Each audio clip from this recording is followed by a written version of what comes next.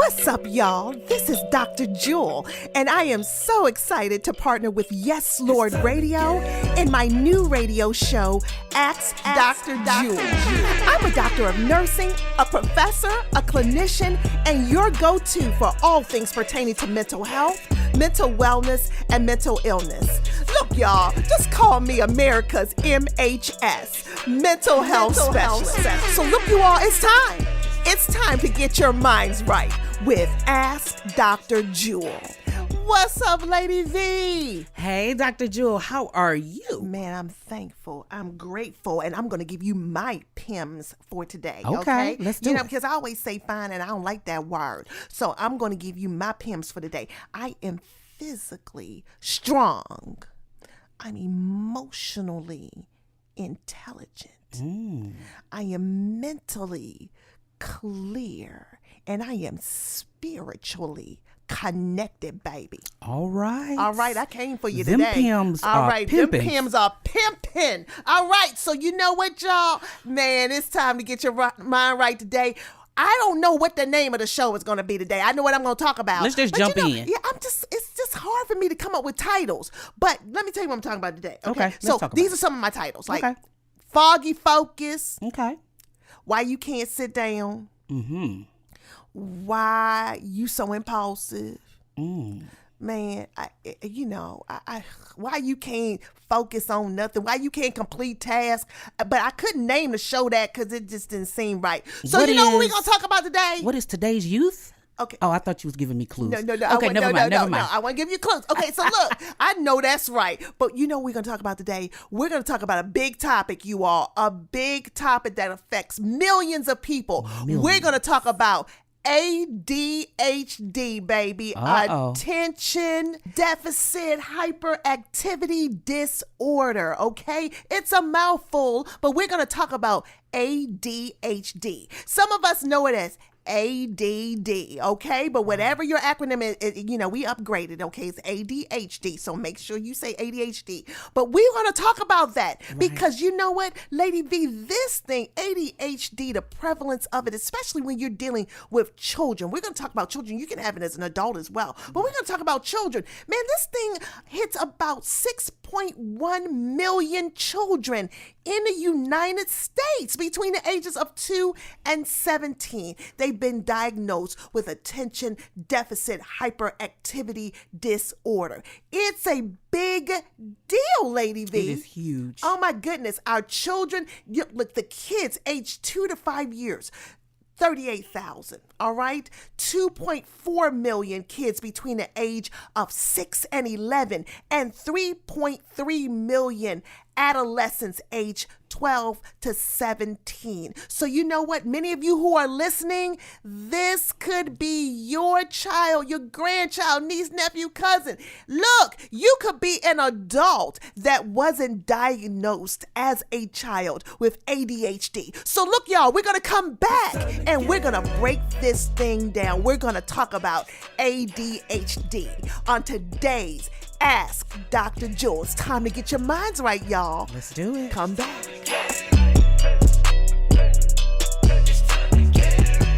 All right, Lady V, let's jump into it, baby, because we got a lot to talk about with ADHD. Y'all buckle up. We may have to do a part 2 on this thing. Perhaps. But it's a major, major deal when we're dealing with attention deficit hyperactivity disorder, ADHD. And so, Lady V, you'd be surprised how many people come to my office saying, I can't focus. I can imagine. Okay, I can't pay attention. My child is climbing all over chairs, desks. They aren't focusing well in school. Their grades aren't doing well.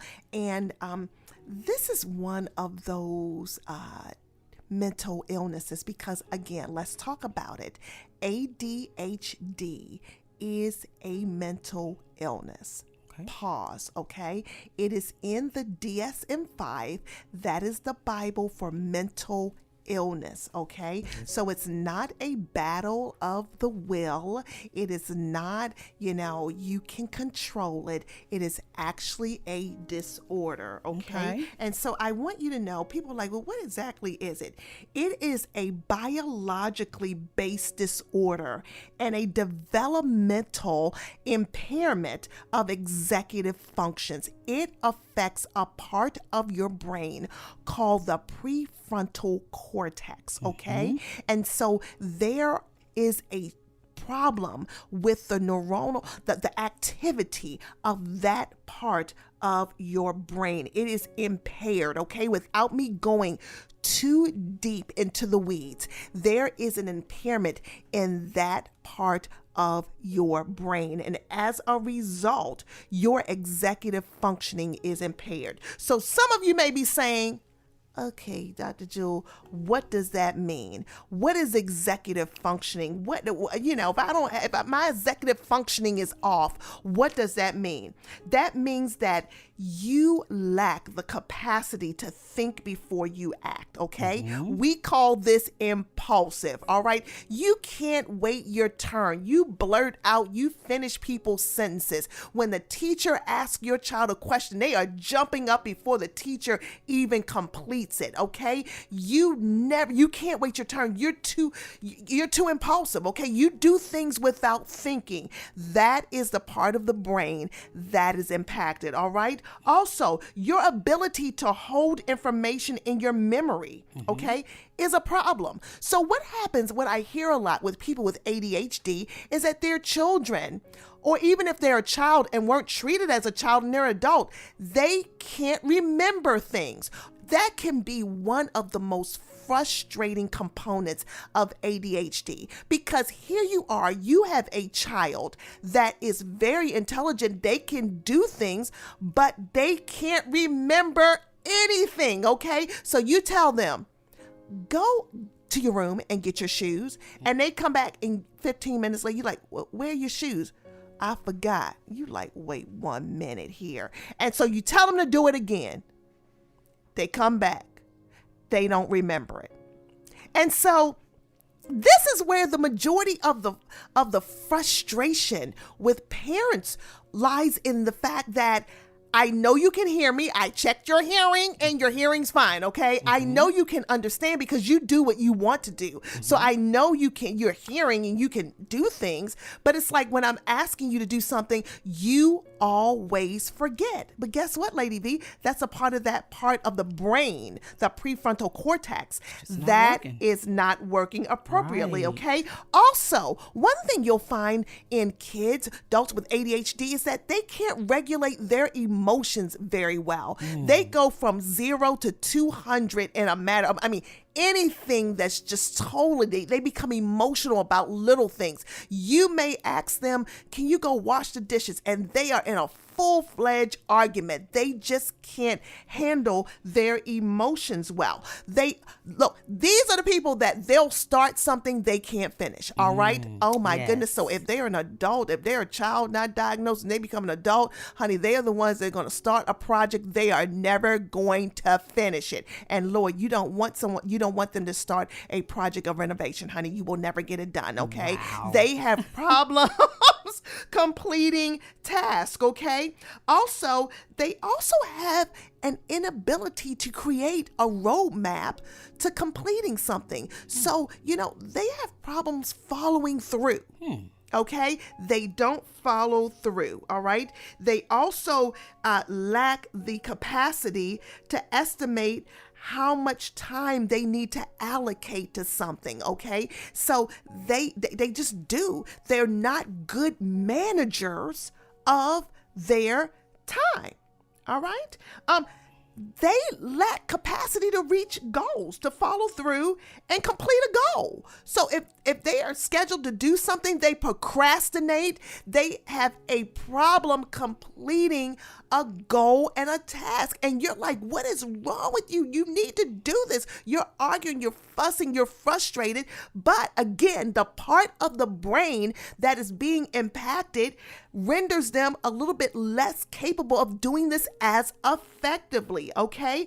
Then they also, the ability to revise plans in the face of like obstacles and setbacks, they have a problem with flexibility, okay? Not very, very flexible, okay? And they are unable, the ability to stand back and to take a bird's eye view of a situation or, problem solving, that is a problem for them, okay? So again, these are some of the executive functioning phases, some of the things the skills, if you will, the skills that they lack, okay, when that part of the brain is affected with ADHD. So what does it look like in kids? So wait, I have a question. So all these years when, you hear someone say, you're just lazy or you're just bad or you just don't pay attention. Right. Are you saying that I could have been diagnosed with ADHD? Right, absolutely. You actually could have an attention disorder. And, I'm concerned, Lady V, that a lot of people, because a lot of my work is in child and adolescent psych, okay? I deal with the kids. I love the kids. And what I am seeing is parents who have their thoughts about ADHD. It's a battle of the will. So basically what they're doing, they're telling people that, they're telling their kids, do better, be better. Why do you keep forgetting? They're punishing them. They're taking things away. They're thinking it's a battle of will, because one thing about a child with ADHD is that they can play video games for they can do it for 24 hours. And they can learn do TikToks? it and they can do what they want to do. They can hyper focus on. But if it's something that challenges them, something that they have to do a deeper dive, they have to focus more on, they are incapable of doing it as well. So they're going to look, first of all, these are some of the things you're going to see in school. They're going to go to school. The teacher's going to complain that they can't focus. Okay. So they're going to jump around. They're going to be the laughing stock of the class. They're going to, they're just not going to be able to focus well.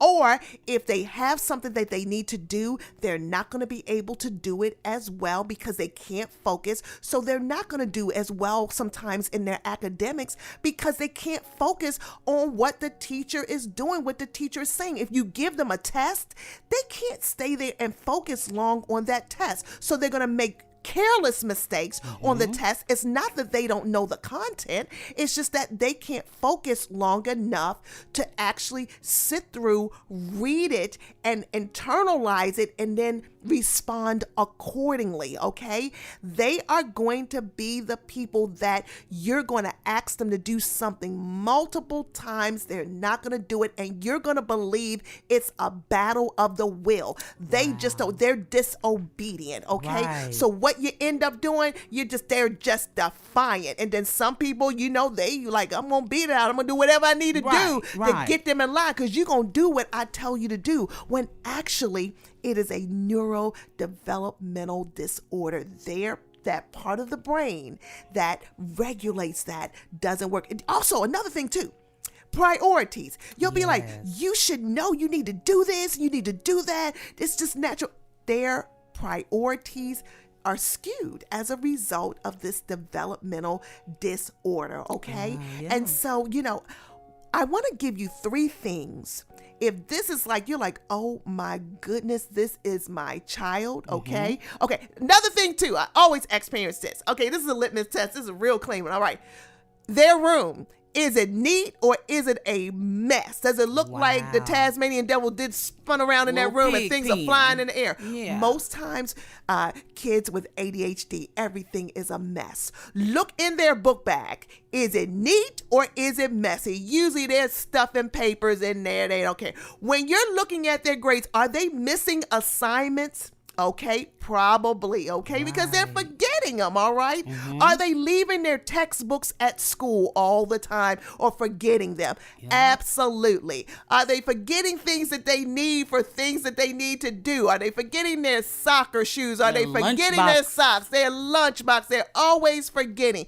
Absolutely. Are they forgetting their wallets? Are they forgetting their IDs all the time? You're always having to come back and try to clean up and get them together because they're all quote unquote over the place. Yes, that is possibly attention deficit hyperactivity disorder. Now, some people, they are just up jumping around all the time, okay? They can't sit still. Now, in education, those are the ones that drive the teachers crazy. They can't get them to do it. They just are like, they won't sit down. They're all over the place. Oh my gosh.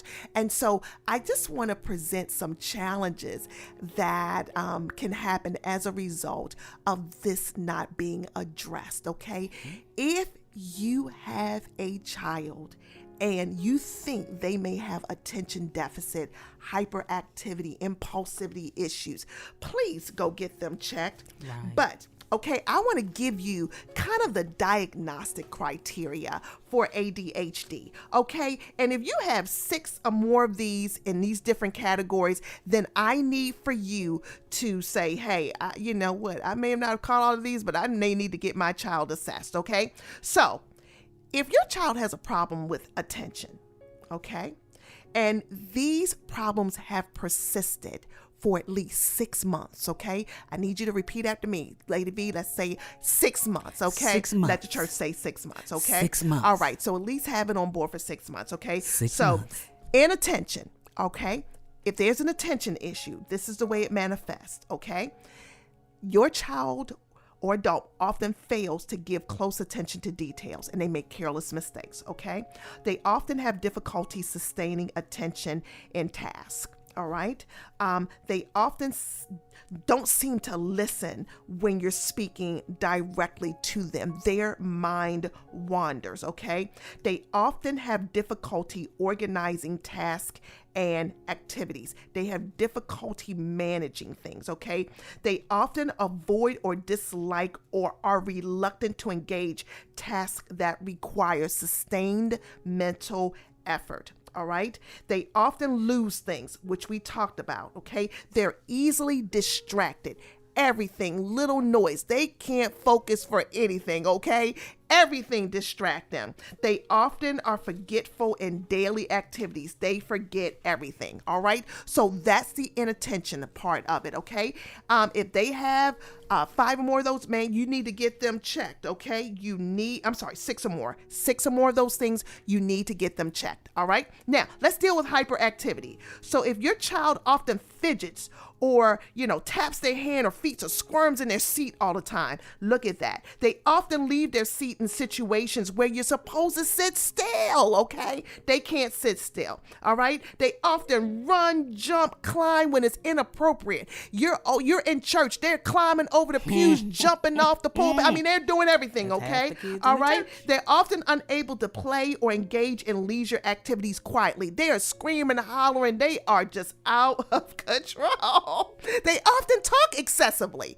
Right? They talk, okay? They often blurt out an answer. They can't wait their turn, all right? They often have difficulty waiting their turn. They often interrupt. They will come, you'll be doing something, and they just blurt out, mama, they don't have any type of restraint, okay? You need to look at that. Hyperactivity and impulsivity. If your child or if you're an adult and you have 6 or more of those, you need to come and check us out and see what you can do to get that taken care of, okay? I was just thinking that they was just BAD, just bad. That's all I'm saying. That is the way that they get labeled. But let me share something with you, Lady B. I know that in our culture, especially the African American culture, that's all I can speak to, is the fact that, a lot of us don't want our child on medication. We don't want to treat our child. And we think it's a battle of the will. If I just discipline them enough, if I just, take them off of sugar, if I do all of these different things, then it will correct their behavior. I'm going to say it again. It is a neurodevelopmental disorder, a part of the brain, the prefrontal cortex. There is an issue there. So what deeply saddens my heart is when we have adult parents who mean well, they love their children, but they think it's a battle of the will when it's actually a brain issue. And so you have to treat it appropriately. And it breaks my heart, because if a child doesn't make insulin, they have juvenile onset diabetes, would you not give them insulin because it's inconvenient, because it hurts or whatever? No, because if you don't give that child insulin, they are going to die. So you have to give that child and treat that child. But a child with attention deficit issue, for some reason, parents think, oh, we can just discipline it out. We can just do certain things punish them, just be more strict, just give them, rules and regulate. And these babies are struggling. So let me tell you what ends up happening, Lady V. They struggle in school. Yes. Number one, they get labeled as the bad kids. All right. Once you get that label, it's very hard. Absolutely. All the biases and everything that come along with that follows them. Okay. Then they don't do as well in school. Their grades don't do well. They don't do well. Wherein they could be an A student if they could focus. They end up being C and D students or failing classes because the babies just can't focus. All right. And so no matter what you do, some of the things you can do, there are some behavioral things you can do to help them. But again, it's a neurodevelopmental disorder. So they need assistance. So these kids don't do well. What ends up happening is that they end up not liking school. Okay. They don't want to go to school because they're labeled. They don't do well. They can't focus. They're often punished. And so they don't like it. So what ends up happening? These kids end up getting into the system, okay? Oftentimes what they end up doing, they do things to try to slow their brain down. They do things to try to calm them down from fidgeting and being squirmy. The things that they do, baby, you don't want them to do, because a lot of them resort to marijuana, okay? Let me just get high. Let me do some things to kind of calm my nerves down because I can't calm down. I'm just trying to focus and they can't focus. So they're using things and substances to try to calm themselves down. All right. Then, they go home, they get punished at school. Okay. Right. Then they get punished at home because they can't remember. And it's like, it's your fault. And so I have a lot of parents. I'm telling you, once I actually educate the parents, I actually see parents whose hearts are broken right there as I speak to them, because they're like, oh my goodness, I did not realize that this is what it was, and that, how I was treated, and I thought that they could control it, and this baby can't. And so again, I'm just asking for you, if this is your loved one, if this is you, please get it checked. Now, Lady V, let me tell you what I'm seeing. I'm seeing a lot of adults with it. Yes. That were not treated as children because of whatever their parents' thoughts or biases were around it. They didn't want it. I'm not going to put you on the mat. I'm not going to, whatever. You're not gonna, but have you ever suffered from this? Have you ever dealt with the biases around this? Have you ever read a book and could not absorb what you were reading? Did you ever have to read something 5 or 6 times or spend 10 hours looking at it when you could focus, you could finish it in 30 minutes. And so you're struggling unnecessarily, and you don't have to. So Lady V, we've got to give people education and tools around how to help your children, how to help yourself, you if you haven't. Absolutely, and you weren't diagnosed. So look, we're going to come back. We're going to keep talking about ADHD. It's a big bear, but we're going to deal with it, all right? How do you eat an elephant? One bite at a time, baby. It's time to get your mind right. Let's get it right.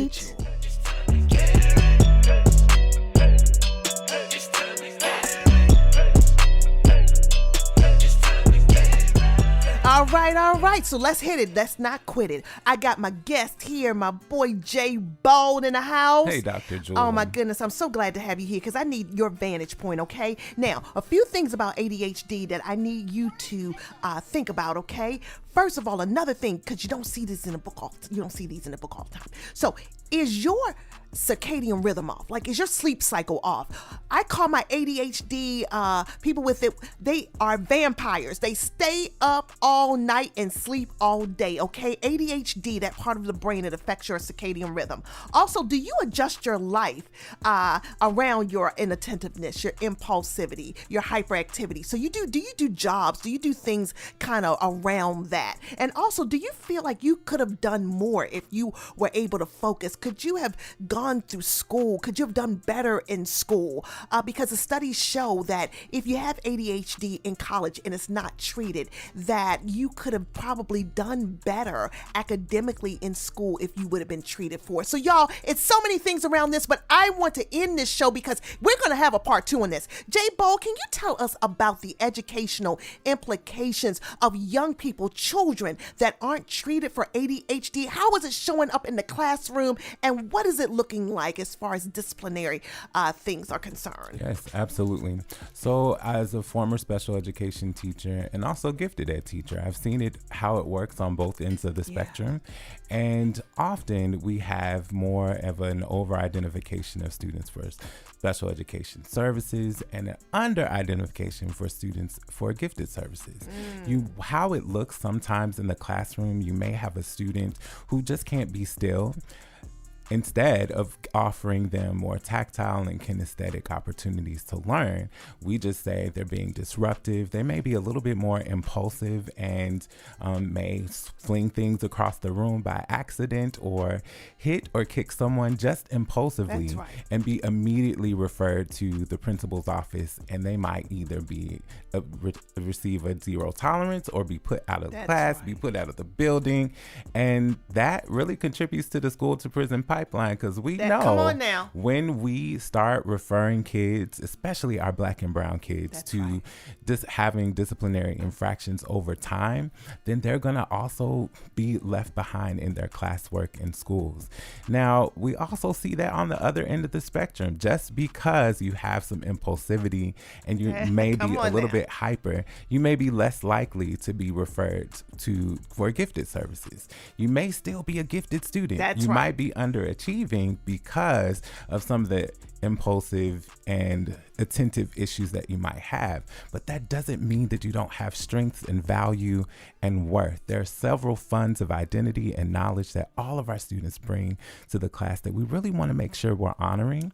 And one thing that I've seen even in the prison system, as there's some funds for kids who are in the prison system and also residential treatment facilities. A lot of times our kids that look like us are sent to those places because they don't have treatment, they don't have medication, they don't have access to interventions.